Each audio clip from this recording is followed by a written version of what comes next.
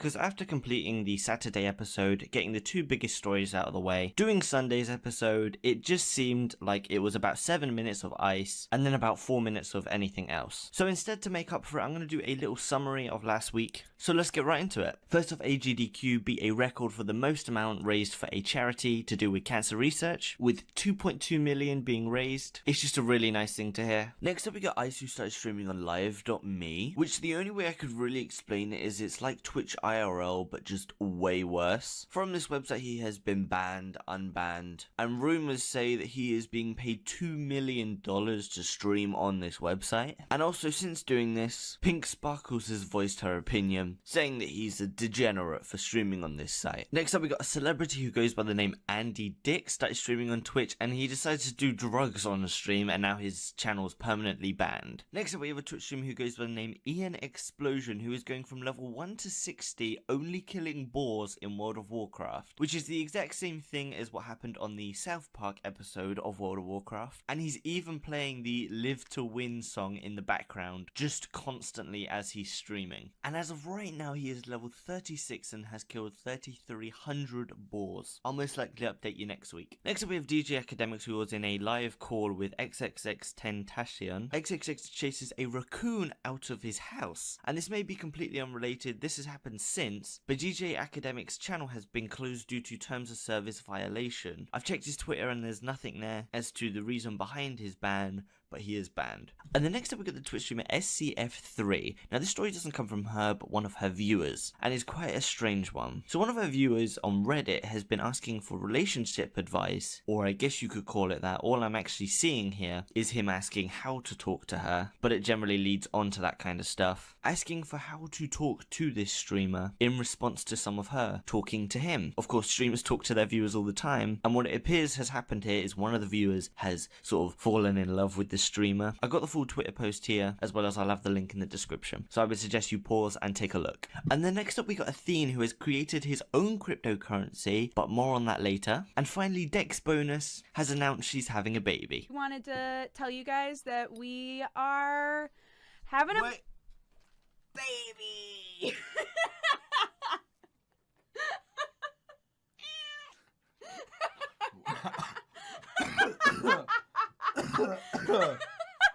Oh my god, wait.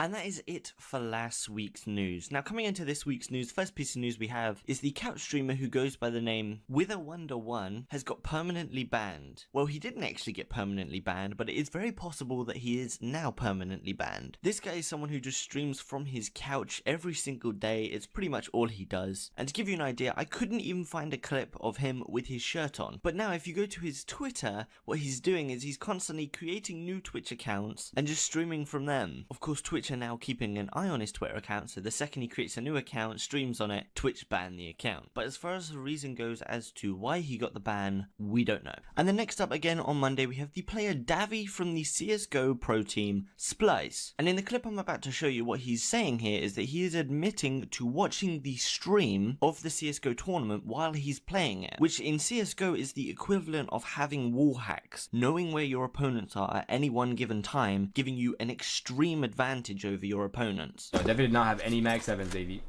You're tripping, fam. They would have had like 4.5. They could have bought pistol ammo and still afforded to buy this round. Because I'm watching right now, like my girlfriend has the stream open, they all have Deagle armor. All of them. I guess they just had a whole bunch of extra money, because they literally all have Deagle armor.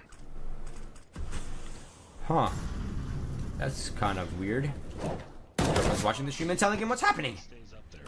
After this, he has come out with an apology on Twitter, basically saying that he wants to learn from his mistake and that it won't happen again. But I personally believe here that he should be kicked from Splice and should be unaccredited for any tournament where he could have possibly done this before. But let me know what you think. I think to a certain degree in CSGO, knowing information can make or break a game. He is to the point of just cheating, straight out. And then finally on Monday, we have Craig G, who is the person behind the Craigasm MMO on Twitch, talking about how it came to be. How did I get that picture? One night, super. I ended the stream, alright? I ended the stream. I started jerking off. and I didn't realize that I left my camera on, and let's go to the V lines. Hello, you're on. I didn't realize I had my camera on still, and I left my stream on. So I'm like, Ed, maybe remember me? Now I'm out driving a bus, standing on oh, like that. Don't make enough money. Somebody took a screenshot of it. Twitch liked it so much. They were like, yeah, let's make that an emote. We'll call it CraigAsm. It's a cheat directive. Call it CraigAsm. It's a great idea.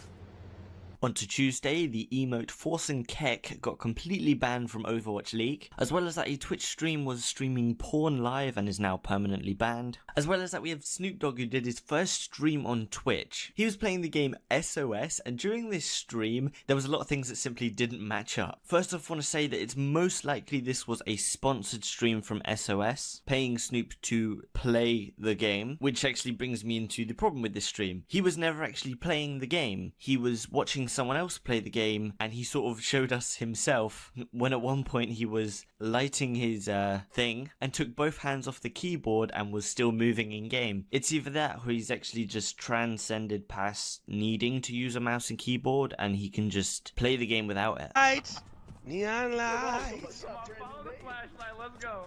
Take the lead, flashlight. All right, up north. Let's hit the cradle, baby. Let's hit the cradle. Let's get some of that sweet juice. Let's go. Easy. Up the hill we go. Knocking shit down. Juniors, papaya plants. What do you like? I grow the best flowers ever. You need to use some of those Snoop premium nutrients when you're growing it. We got the best nutrients in the game, baby. Oh God, there's a gun. Oh yeah? Oh yeah. What's in your new... Coming into Wednesday, we have a huge story from ESL, so they have officially sold their rights to only stream new games on Facebook. So upon this happening, a Dota 2 tournament that happened on Wednesday, Admiral Bulldog, another Twitch streamer, streamed the exact same game ESL was streaming on Facebook, and Facebook averaged around 2,000 to 3,000 viewers on ESL, while Admiral Bulldog streaming on Twitch was hitting 23,000 concurrent viewers, and playing this in the background. This is what's beating ESL, by the way. Just want to clarify that.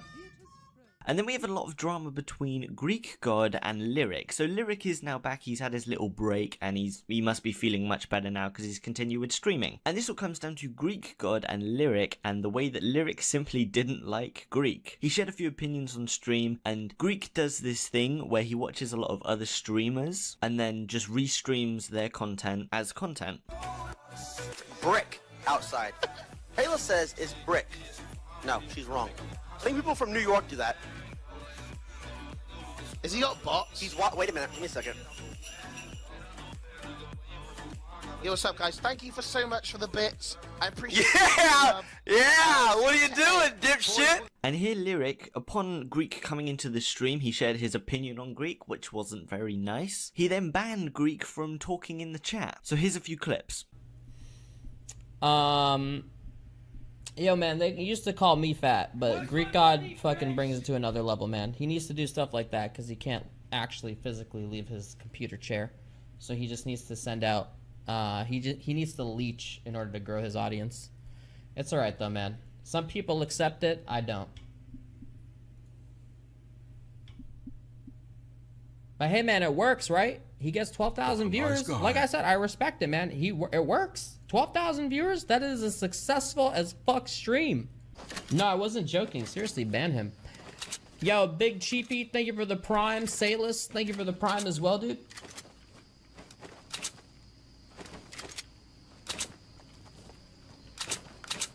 What a nice guy. I'll ban him. There we go. The final things I have to show you here is a few tweets, so go ahead, read them, pause the video, take a look at them, and then finally a clip where they've basically made up and they're friends now. Oh yeah, by the way, all that GreekGod stuff, yeah, we talked about it, man. Alright, I sent him some nudes, he sent me some nudes, and we're all good now, boys. We're all good. Alright, water under the bridge. No one's got time for fucking drama, bro. Alright, no one's got time, alright. Ends up being 14-year-olds against 14-year-olds, and you know what, man? 14-year-olds need to stay in school, alright?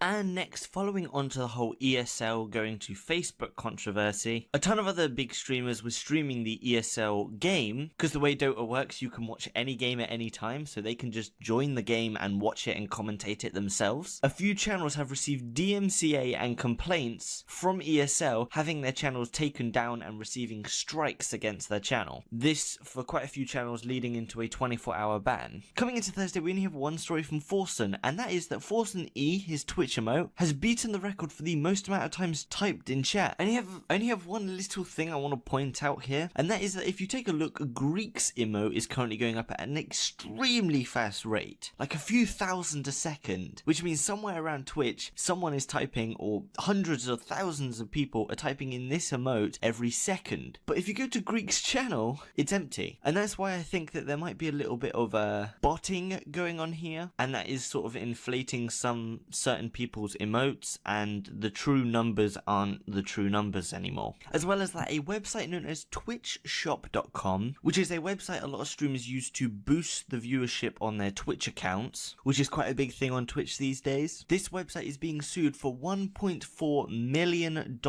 because they are profiting from it. As a part of this, if you go onto their website, it says that their website is no longer available, and I think it will be really nice to see them get sued, stopping view botting altogether and setting an example for the future. Now this next one comes from STPeach. Now this is quite a large story, and quite a few bits have unraveled throughout the week. So early on in the week, on Tuesday, a video came out which appeared to be a not safe for work video of STPeach. This was uploaded to multiple not safe for work websites and posted to Reddit and absolutely blew up. Of course, it's STPeach. Since this video came out, a claim has been made and the video has been taken down off some of these websites. And because of it, more people are believing that this person in this video is STPeach. Problem is, you cannot see the face of the person in the video, as well as it could literally be anyone. We don't know. So the website themselves has actually come out and said the video wasn't taken down because of copyright, but because of harassment against STPeach. And because of this, and I'm guessing quite a few other personal reasons, STPeach has barely streamed this month, only streaming twice since the 10th. And even in her latest stream, she didn't really seem all that happy. As a part of this, I'm not going to go ahead and give my opinion whether I believe it is or is not her in the video, because to be honest with you, you couldn't really tell. But the backlash that STPeach has received from this is absolutely crazy. If it is her, then there's not really much we could do about that. And if it isn't her, I'm sure a lot of people will just go to believe it is, no matter what. Coming into Saturday, first off, a story from Athene. I'm not going to properly cover this, but the gist of it is Athene created his own cryptocurrency, was technically selling it on stream, but you had to donate to get it. He then ended up scamming viewers, at least that is what this post is saying. And then the website that originally had the cryptocurrency listed has taken it off their website. Following on, a Twitch streamer who goes by the name Emia appears to have been promoting her Patreon on Twitch, and on her Patreon she does like not safe for work Snapchat stuff, and she's now banned for it. Coming into Sunday, first off, we got Abominable Alien is returning to Twitch. Such a funny person on Twitch. Really cool to see the return. And then next up, we got Brittany Venti is now indefinitely banned. Now she's done a full video on her channel. I'd really suggest go checking that out. But the gist of it comes down to she was doing a African style cooking stream,